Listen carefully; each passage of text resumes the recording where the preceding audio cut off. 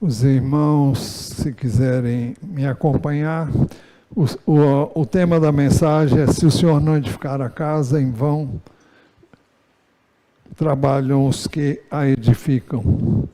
E o salmo é o mesmo que o pastor Felipe leu no início do culto, Salmo 127, de 1 a 5. Se o Senhor não edificar a casa, em vão trabalham os que a edificam. Se o Senhor não guardar a cidade, em vão vigia a sentinela. Será inútil levantar de madrugada, dormir tarde, comer o pão que conseguiram com tanto esforço. Aos seus amados ele o dá enquanto dormem. Herança do Senhor são os filhos, o fruto do ventre, seu galardão. Como flechas na mão do guerreiro, assim são os filhos da sua mocidade. Feliz o homem que enche deles a sua aljava, não será envergonhado quando enfrentar os seus inimigos no tribunal. Senhor, mais uma vez, confesso a minha dependência total de Ti e te peço que Tu ouças a oração que foi feita aqui por cada um dos que aqui estamos e que o Senhor seja glorificado em nos ouvir. Em nome de Jesus. Amém. Os irmãos podem assentar. Este salmo é um salmo de Salomão.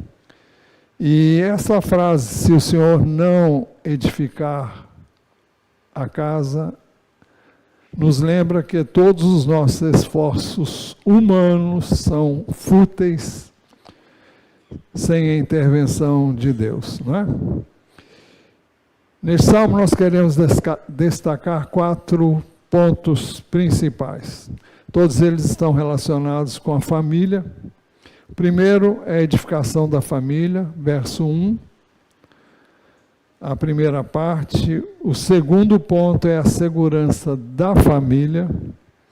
É a segunda parte do verso 1. E terceiro, o sustento da família.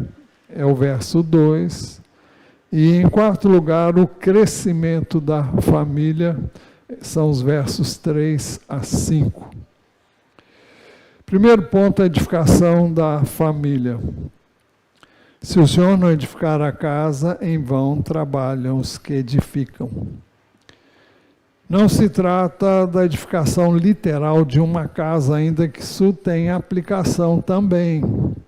Porque tudo que fizermos, inclusive quando edificamos uma casa, para que as coisas corram como devem correr, nós precisamos e dependemos do Senhor. Há quem o faça sem Ele, mas nós que tememos o nome do Senhor, não ousamos fazê-lo sem buscar a sua graça, a sua presença e a sua direção. Mas, então, eu disse que não se trata da edificação literal de uma casa, embora a casa se preste a uma figura para várias coisas que podem ser trazidas. Jesus também usou a figura de uma casa para ilustrar seu ensino no Sermão da Montanha. Jesus afirmou que há 2 formas de construir uma casa. Uma é sobre a rocha. Mateus 7:24. Todo aquele, pois, que ouve estas minhas palavras e as pratica, será comparado a um homem prudente que construiu a sua casa sobre a rocha. Outra forma de construir a casa é sobre a areia.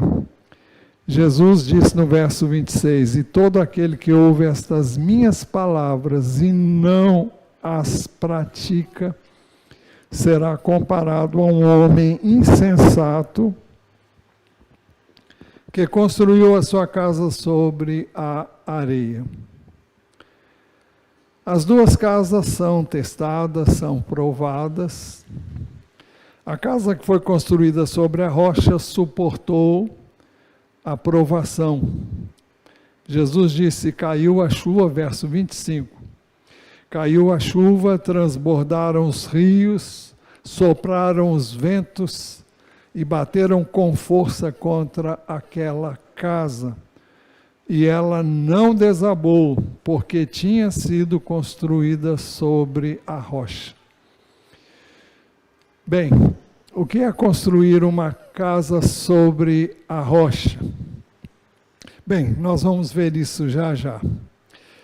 A casa que foi construída sobre a areia não suportou a provação. Jesus disse igualmente, caiu a chuva, transbordaram os rios, sopraram os ventos e bateram com força contra aquela casa e ela desabou, sendo grande a sua ruína. Então, a casa pode ser construída tendo como base dois tipos de alicerce, a rocha ou a areia. A casa pode ser a figura de qualquer empreendimento, pode ser a figura da vida de uma pessoa, pode ser a figura de uma casa, de uma família. E só há um meio de construir a sua casa, a sua família, em base sólida, se você ouvir e praticar a palavra de Deus. Jesus disse, todo aquele, pois, que ouve estas minhas palavras e as pratica, será comparado a um homem prudente, que construiu a sua casa sobre a rocha. Não é difícil ouvir as coisas. Muitas vezes ouvimos até de bom grado, embora nem todos o façam, mas ainda que ouçamos de bom grado, gostamos, puxa vida, que palavra! E aí, em que isso vai mudar a minha vida e a sua vida? Se nós simplesmente soubermos desses fatos e não colocarmos em prática o que ouvimos e aprendemos, se aprendemos, então de nada terá adiantado o que ouvimos, porque terá sido apenas conhecimento intelectual, e conhecimento intelectual não muda a vida de ninguém. Nós temos dito aqui inúmeras vezes a necessidade de pedirmos a Deus que quando estivermos ouvindo a palavra dele, quando estivermos lendo a sua palavra, quando estivermos estudando a palavra, quando estivermos memorizando a palavra e meditando, a meditação é a última etapa. Nós ouvimos, nós lemos, nós estudamos, nós memorizamos e finalmente, porque memorizamos, nós podemos meditar. Nós não podemos meditar em algo que não ouvimos, não lemos e não estudamos. É preciso que nós ouçamos e meditemos finalmente naquilo que ouvimos. E à medida em que meditamos e pedimos a Deus que traga entendimento, não entendimento intelectual, mas o entendimento espiritual, que a Bíblia chama de renovação da mente. Isso é um trabalho do Espírito de Deus e da Palavra de Deus. Jesus disse, as palavras que eu digo a vocês são Espírito e são vida. O apóstolo Paulo, escrevendo aos Romanos, ele diz que a lei, a palavra de Deus é espiritual. E que ele era carnal, ou seja, ele era de carne e osso. E para que nós possamos entender a palavra de Deus, é preciso que nós a entendamos com a ajuda do Espírito Santo de Deus. E por isso devemos orar pedindo que Deus nos dê o entendimento que normalmente não temos senão pelo Espírito de Deus. Na Bíblia, a palavra de Deus temos ensinos do Senhor acerca da escolha do cônjuge, do relacionamento durante o namoro, como é que eu devo me relacionar com aquele ou aquela com quem eu desejo me casar, dos papéis dos cônjuges, dos pais em relação aos filhos e dos filhos em relação aos pais. Então, não falta ensinamento, não falta orientação, diretriz quanto a cada uma dessas questões, desses tópicos que mencionamos. No Salmo 127, que lemos inicialmente, nós temos um ensino semelhante acerca da edificação da família. Se o Senhor não edificar a casa, em vão trabalham os que edificam. Você pode edificar a sua casa, a sua família, por si mesmo, com o seu esforço, com as suas ideias, os seus conceitos, com o seu entendimento. Mas a Bíblia diz que os nossos pensamentos não são os pensamentos do Senhor. E a mente do Senhor é muito superior à nossa. E nós não podemos nos satisfazer com aquilo que nós achamos ou pensamos. É por isso que temos que recorrer à palavra de Deus. Ela é que tira as dúvidas, é um tira-teima. E ela pode nos fazer entender qual é a vontade de Deus, que é muito superior à nossa. Mas o Salmo 127 diz que se o Senhor não edificar a casa, em vão trabalham os que edificam. O texto não diz que você deve ficar de braços cruzados, mas que é inútil o seu trabalho sem o Senhor. Você pode fazer, pode se esforçar, mas se o Senhor não estiver com você no que você está fazendo, é pura perda de tempo.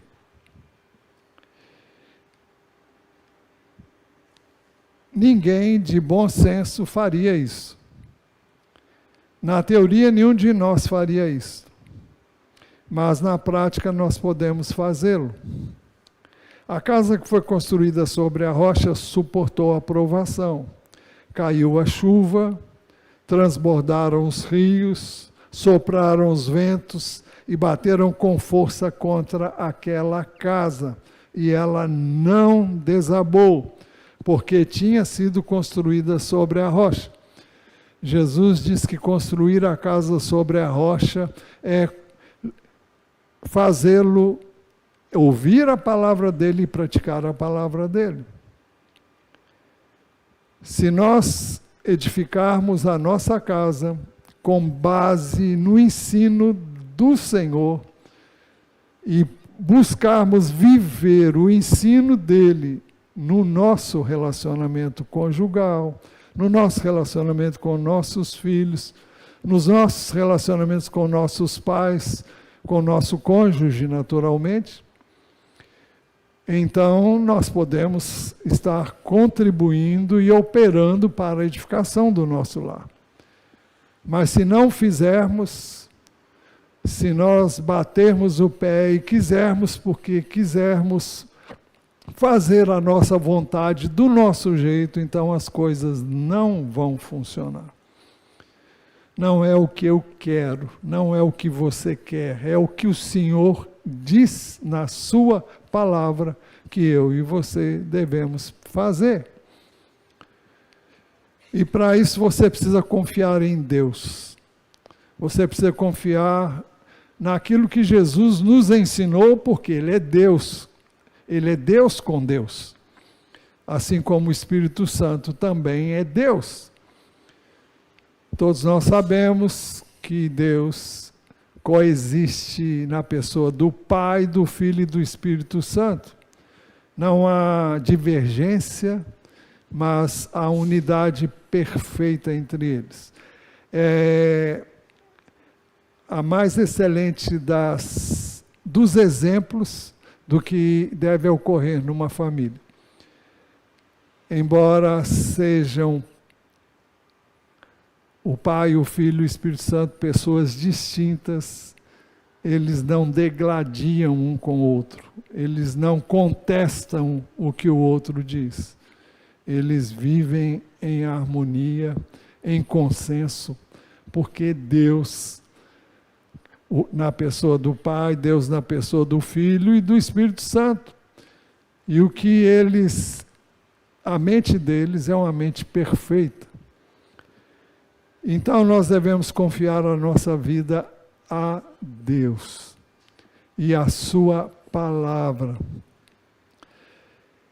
A casa que foi construída sobre a rocha suportou a provação, eu disse, caiu a chuva, transbordaram o rio, sopraram os ventos e bateram com força contra aquela casa, e ela não desabou, porque tinha sido construída sobre a rocha. Os rios, a chuva, os rios, os ventos que batem contra a nossa casa são os problemas e as situações que nós enfrentamos ao longo da existência da família. Ao longo da caminhada de uma família. Nós não sabemos o dia de amanhã, não sabemos o que vamos viver, e nós sabemos que a chuva, os ventos, os rios e o vento sopram contra todos em algum momento. E é preciso que a nossa casa esteja alicerçada em uma base firme, como só pode ser a rocha. Porque se a construirmos sobre areia, e areia significa aquele que ouve a palavra de Deus e não pratica. Então, ele não pode colocar a culpa em Deus, ele tem que entender que ele não teve êxito porque ele fez do jeito dele. Ele não fez do jeito que Deus planejou e idealizou para ele. Então, Deus não falha. A palavra dele não muda. E Jesus disse que os céus e a terra vão passar, mas as minhas palavras, ele disse, não passarão. Então, ele é digno de confiança, a sua palavra é a verdade, os seus ensinos são a verdade, e nós podemos confiar nele. Ele é digno de toda a nossa confiança. A casa que foi construída sobre a areia não suportou a provação. Caiu a chuva, transbordaram os rios, sopraram os ventos e bateram com força contra aquela casa. E ela desabou, sendo grande a sua ruína. Então temos que entender que o Senhor edifica a nossa casa, a nossa família, se nós queremos que Ele o faça à luz dos princípios estabelecidos por Ele na sua palavra. Ele não contraria os princípios da sua palavra. O que Ele diz não muda. Desde a criação, a palavra dele é a mesma, do Gênesis a Apocalipse. Esses princípios são imutáveis. Eles não sofrem alteração ao longo dos anos. Eles são os mesmos e não podem nem devem ser contrariados sob pena de virem os ventos, a chuva, as tempestades e a nossa casa não suportar. Então, tendo em vista que o Senhor edifica a nossa casa, se nós quisermos, sob princípios da sua palavra, isso requer, sobretudo, uma dependência completa dele, em oração e em obediência à sua palavra. Eu tenho que pedir que ele faça isso na minha vida, na minha família na minha casa, como foi feito aqui durante o culto que nós estamos oferecendo a Deus. E amei, pastor, o que foi feito aqui. E glória a Deus por isso. Nós sabemos que não somos iguais. E é bom a gente aprender uns com os outros. E vai na força que o Senhor está dando, porque é esse o caminho. Eu não saberia fazer o que o irmão faz, mas eu vibro com o que o irmão fez. Então, é nessa direção que nós temos que ir. O mesmo princípio se aplica ao segundo ponto, a segurança da família. Se o Senhor não guardar a cidade, em vão vigia a sentinela. As cidades da antiguidade eram cercadas por muros altos, largos. Para termos uma ideia, o que restou da muralha, não do templo, mas da muralha que cercava o templo em Jerusalém, dá para as pessoas passarem com largueza em cima desse muro. E é uma ilustração daquilo que se fazia em cima dos muros, não é? Os portões dos muros eram portas grandes, enormes, e elas eram fechadas ao entardecer. Nos muros também havia torres, onde ficavam os atalaias, os sentinelas, os guardas, os vigias, que dali observavam o que ocorria do lado de fora, para que a cidade que tinha tal muralha pudesse então se precaver de eventuais invasões e até guerras mesmo. Não obstante, o salmista diz: se o Senhor não guardar a cidade, em vão vigia a sentinela. Nós vivemos tempos de violência, de insegurança, de terror até para alguns. Podemos e devemos nos proteger, podemos e devemos nos precaver, mas nada disso pode nos garantir proteção. Eu já disse aqui que algumas vezes a minha casa dormiu com a chave até do lado de fora. E outras vezes dormiu do lado de dentro, mas a porta estava aberta, era só entrar. Se o Senhor não guardar, ninguém pode guardar. Eu tenho que fechar, eu tenho que trancar, eu tenho que me precaver, ter cuidado, mas eu tenho que fazer a minha parte. Mas se Ele não fizer, nada pode me proteger, senão Ele mesmo. E se eu não chamar e não clamar pela sua proteção, pelo seu livramento, eu não poderei usufruir disso. Inúmeras vezes temos dito aquele ensino que é desde o Gênesis, permeia toda a Bíblia, e lá no Salmo 115, acho que 115, o verso acho que é 15 ou 16, que diz assim: os céus são os céus do Senhor, mas a terra deu a Ele aos filhos dos homens. Ou seja, Deus, a vontade de Deus é feita no céu, mas na terra, para que Ele intervenha na minha e na sua vida, na minha família e na sua família, nós temos que orar. Então, é necessário que nós peçamos: Deus, eu preciso de Ti. Isso revela humildade, revela dependência de Deus. O texto não diz que as pessoas não devem fazer o seu trabalho. Mas o texto nos garante que se o Senhor não nos guardar, em vão vigiará a sentinela.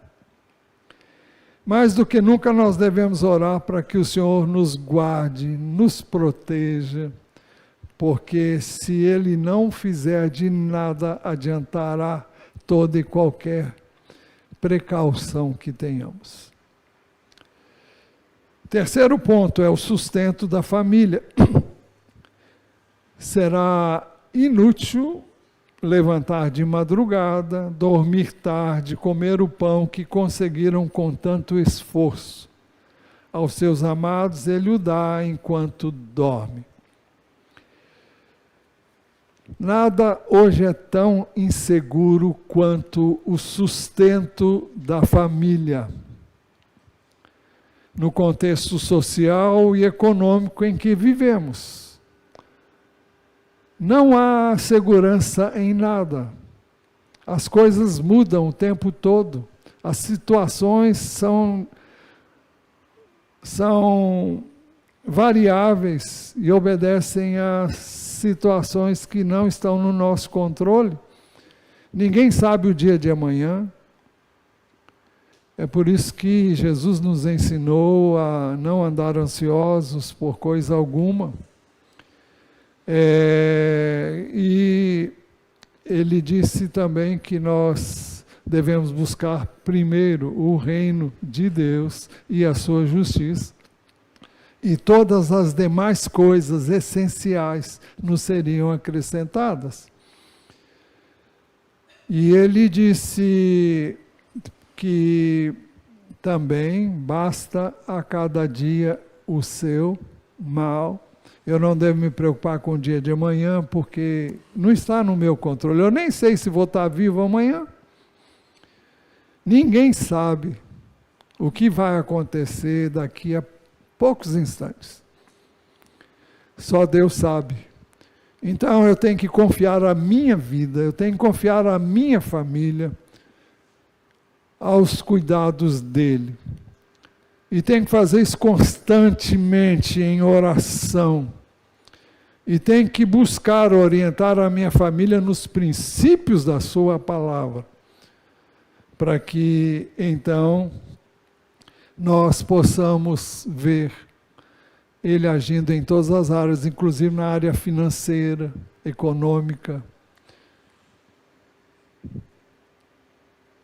O homem e a mulher muitas vezes hoje se desdobram de todos os meios para prover o sustento do lar.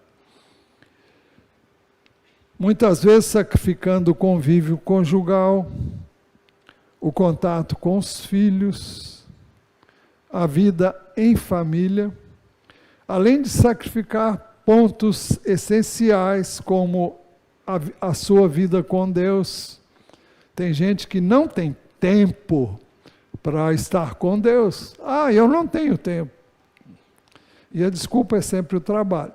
Hoje de manhã nós dissemos que é a desculpa mais farrapada que tem. Nós encontramos tempo para o que achamos que é importante.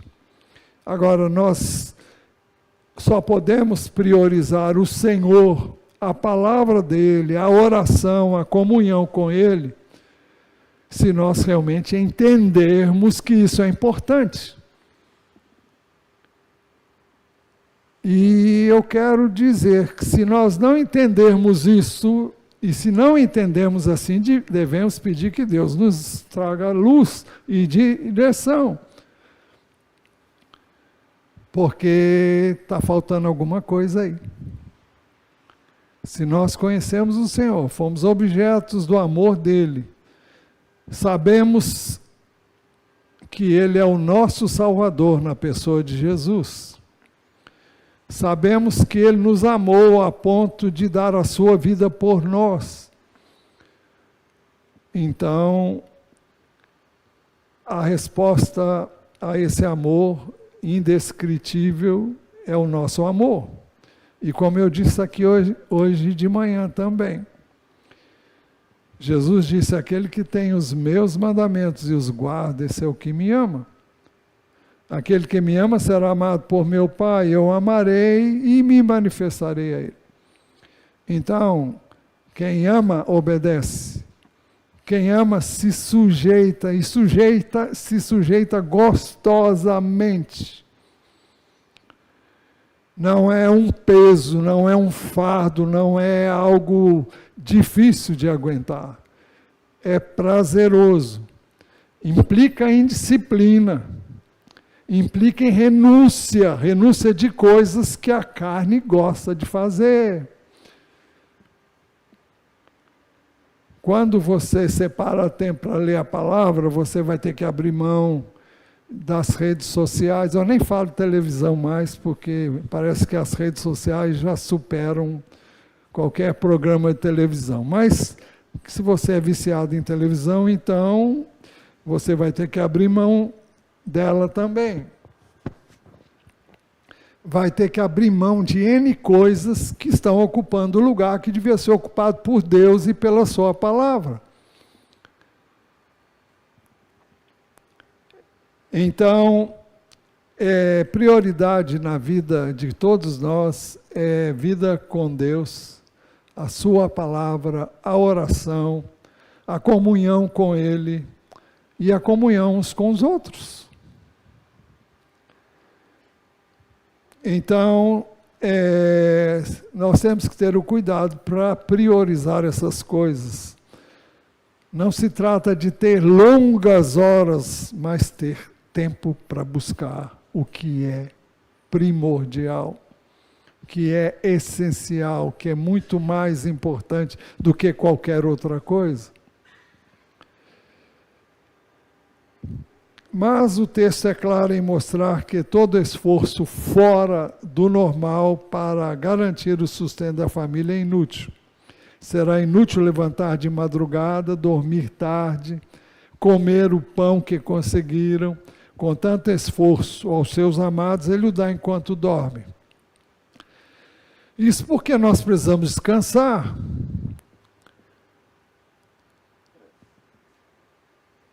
Todos nós precisamos de descanso, senão o dia não rende, as coisas não fluem. Pelo menos na minha vida não flui, pode ser que na sua flua. Tem gente que dorme pouco e não tem nenhum problema. Eu preciso dormir um determinado número de horas. E preciso disso para estar bem no dia seguinte. Preciso levantar descansado, refeito, renovado fisicamente, emocionalmente e espiritualmente quando buscamos a Deus, né? Em Marcos 4:26, Jesus falou algo que eu reputo como importante e que traz luz sobre o que é Deus fazer as coisas. Marcos 4:26, Jesus disse ainda: o reino de Deus é como um homem que lança semente na terra. Ele dorme e acorda, de noite e de dia, e a semente germina e cresce sem que ele saiba como. Quando nós seguimos aquilo que Deus manda, as coisas acontecem. Aparentemente não sabemos como, mas acontece. Funcionam. Eu não posso fazer uma planta germinar, nem crescer, nem dar fruto, mas essas coisas acontecem quando nós plantamos e nós colhemos o que plantamos. Porque o resto é obra de Deus.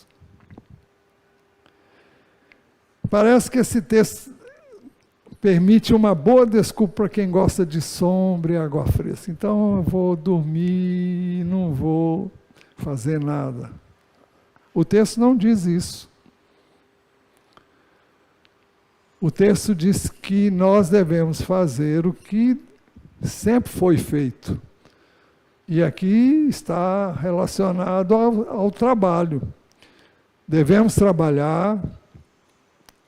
Agora, nós temos que encontrar tempo para as coisas que são importantes.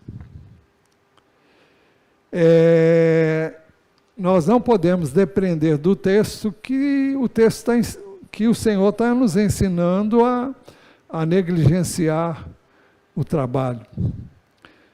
Salomão, que escreveu este salmo, também escreveu em Provérbios 6:6. Vá ter com a formiga, ó preguiçoso. Observe os caminhos dela e seja sábio. Não tendo ela chefe, nem oficial, nem comandante, no verão prepara a sua comida. No tempo da colheita, ajunta o seu mantimento. Ó preguiçoso, até quando você vai ficar deitado, braços cruzados para descansar? E a sua pobreza virá como um ladrão, a miséria atacará como um homem armado. Então nós temos que ter a graça que Deus nos dá.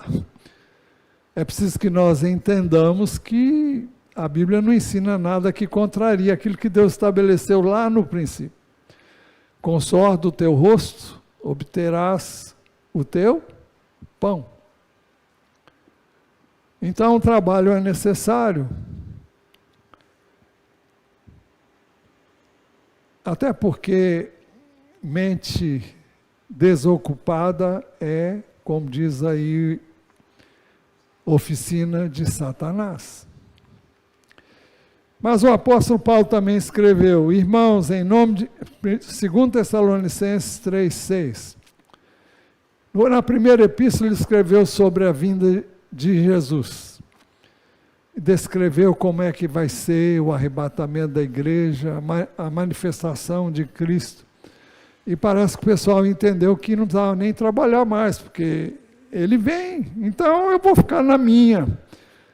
Então ele escreveu, irmãos, em nome de nosso Senhor Jesus Cristo, ordenamos a vocês que se afastem de todo irmão que vive de forma desordenada, e não segundo a tradição que vocês receberam de nós, porque vocês mesmos sabem como devem nos imitar, visto que nunca vivemos de forma desordenada quando estivemos entre vocês.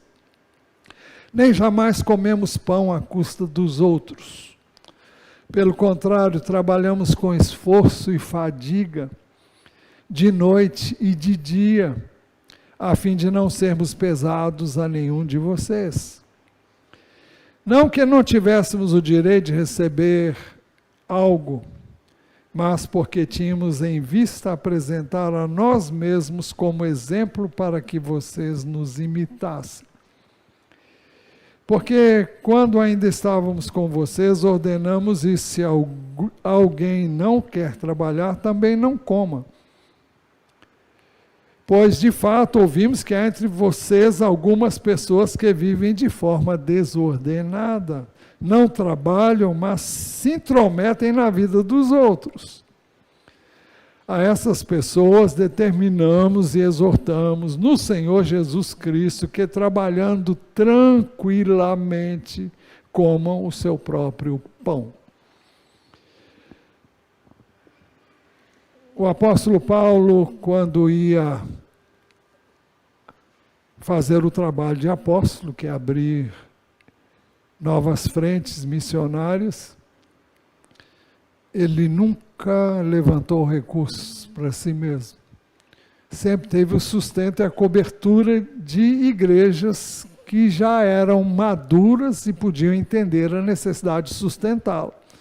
Mas nem sempre essas igrejas chegaram juntos.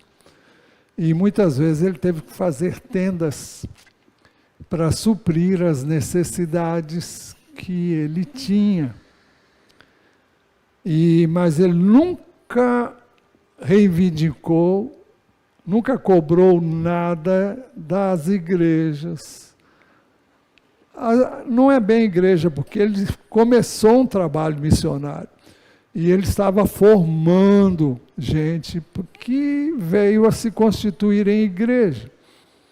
Então, essas pessoas não podiam entender que o que ele fazia era cobrado, porque o Senhor Jesus ensinou que de graça nós recebemos, de graça nós devemos dar. Mas ele ensinou também que digno é o trabalhador do seu salário. Então a igreja deve sustentar os seus obreiros. É um dever dela. Agora, quando saímos para evangelizar, nós não vamos cobrar porque estamos evangelizando. Evangelizamos de graça. Lançamos a semente de graça porque nós a recebemos de forma gratuita. O que o salmista está procurando mostrar é que o sustento do homem não vem pelo esforço próprio, mas é graça e favor de Deus. Deuteronômio 8, 17, 18, o Senhor disse: portanto não pensem, a minha força e o poder do meu braço me conseguiram essas riquezas. Deus disse: olha, vocês vão prosperar, vocês vão ter abundância na terra para onde eu estou levando vocês, mas não pensem que foi a sua força, o seu braço, que conseguiram o que vocês vão ter. Pelo contrário, lembrem-se do Senhor seu Deus, porque é Ele quem lhes dá força para conseguir riquezas, para confirmar a sua aliança, que sob juramento prometeu aos pais de vocês, como hoje se vê. Deus disse: olha, estou cumprindo o que eu prometi lá atrás. Então, não é por você, é pelo que eu faço. Eu cumpro a minha palavra. O quarto e último ponto, acho que é o último, é o crescimento da família. Herança do Senhor são os filhos, o fruto do ventre, seu galardão. Os filhos são herança da parte do Senhor, recompensa do Senhor. Neste salmo fica evidente que o crescimento da família é uma concessão de Deus. Tanto quanto a edificação da família, quanto a proteção da família, ou a segurança da família, o sustento da família. Ter muitos filhos sempre foi sinal de bênção no Antigo Testamento. Salmo 127 é um exemplo disso. Versos 3 a 5, herança do Senhor são os filhos, o fruto do ventre, o seu galardão. Feliz o homem que enche deles a sua aljava. Eu creio que todo mundo sabe o que é a aljava. A aljava é o lugar onde o flecheiro colocava as suas flechas. É um recipiente que fica aqui atrás, ele puxa a flecha, coloca no arco e manda. Feliz é uma figura, então, de linguagem para falar: feliz é o homem que enche deles a sua aljava. Os filhos são como flechas, né? Feliz o homem que enche deles a sua aljava, não será envergonhado quando enfrentar os seus inimigos no tribunal. O original diz à porta, é porque na porta da cidade é que os juízes julgavam, as dúvidas eram dirimidas, os assuntos eram resolvidos. Os anciãos se reuniam ali e tomavam decisões que eram tidas como as melhores. Então o texto diz: feliz o homem que enche deles a sua aljava, não será envergonhado quando enfrentar os seus inimigos no tribunal, porque o tribunal era a porta de entrada da cidade. Pois bem, o homem com muitos filhos teria uma posição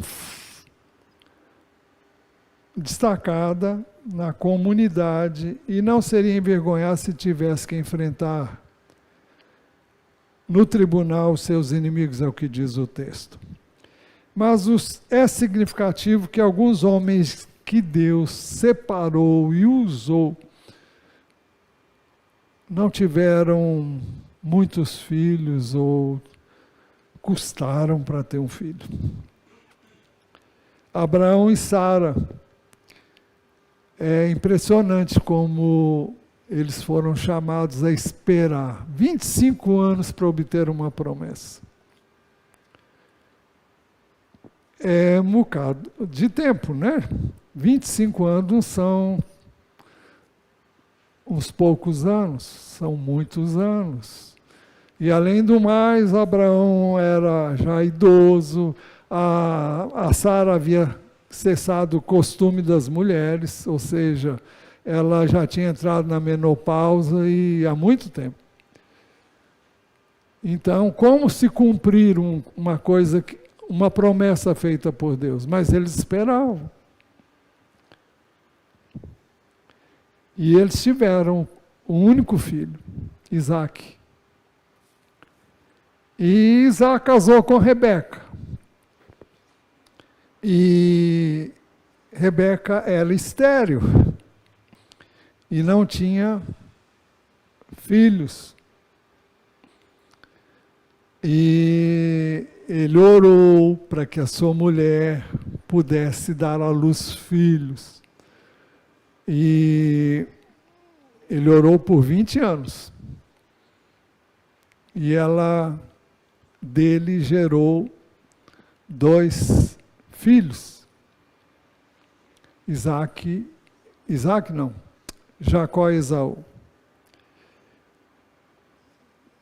Eucana casou-se com Ana, que temia o Senhor, que buscava o Senhor, mas era estéril. E ela orou para que pudesse dar à luz. E veio Samuel, que foi dedicado ao Senhor. Zacarias e Isabel eram velhos. E também ela não dava à luz filhos. E Deus respondeu a oração deles e veio João Batista. Assim aconteceu também com Boaz e Ruth, de quem descendeu na carne o Senhor Jesus, né? Davi e os que vieram depois dele. Então, o Senhor é Deus e Ele faz do jeito que Ele quer e como Ele quer. Mas os filhos são herança do Senhor, são bênção, e devemos reputá-los como bênção. Sejam poucos, seja um, é bênção. E nós devemos realmente vê-lo ou vê-los como bênção. Para concluir, por meio deste salmo nós ficamos sabendo que o homem nada pode sem o Senhor. Tanto nas coisas pequenas como nas coisas grandes, como a edificação da família, a segurança da família, o sustento da família, o crescimento da família.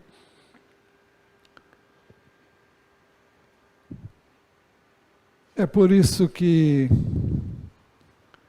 Jesus disse em João 15, 4 e 5, permaneçam em mim e eu permanecerei em vocês. Como o ramo, porque ele disse que ele era a videira verdadeira.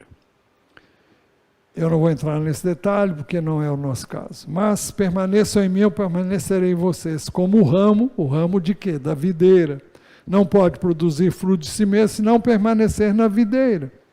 Assim vocês não podem dar frutos, se não permanecerem em mim. Isso caiu aí? Ou foi mero entendimento intelectual? Espero que você tenha entendido isso. E que você se curve diante do Senhor. E reconheça que Ele é Deus. E que Ele é Senhor. e que sem Ele você não pode fazer nada, porque Ele diz também, eu sou a videira, vocês são os ramos, quem permanece em mim e eu nele, esse dá muito fruto, porque sem mim vocês não podem fazer nada. A minha oração é que isso entre. Que isso não seja mero conhecimento intelectual, mas entre. E que germine, que produza fruto, e que o fruto permaneça. Eu queria que vocês curvassem a sua cabeça. Eu não sei, eu não enxergo tão bem quanto muitos enxergam. A minha visão é limitada, mas eu não sei se temos pessoas que entraram aqui pela primeira vez. Mas eu creio que a mensagem é para você que já está aqui há muito tempo e para você, quem sabe, que está aqui pela primeira vez.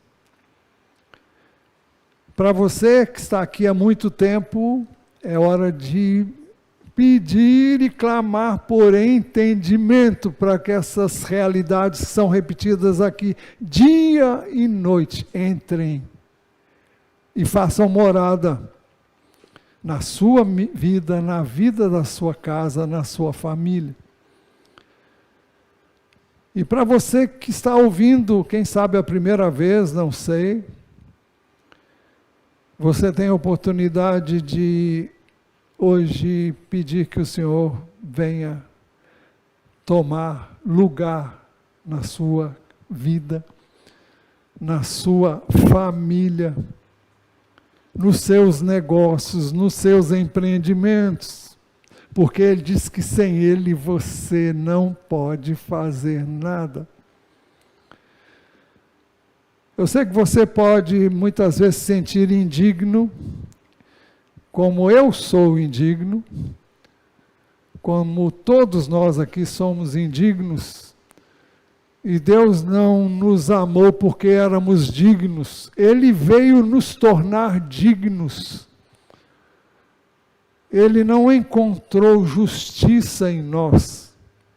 A justiça que nós temos nos foi dada, nos foi atribuída através de Jesus, que foi à cruz e deu a sua vida por nós, derramou o seu sangue por nós, para que por meio dele pudéssemos viver e ser aceitos pelo Pai, através do seu Filho que foi à cruz. Então, sem Jesus não tem como.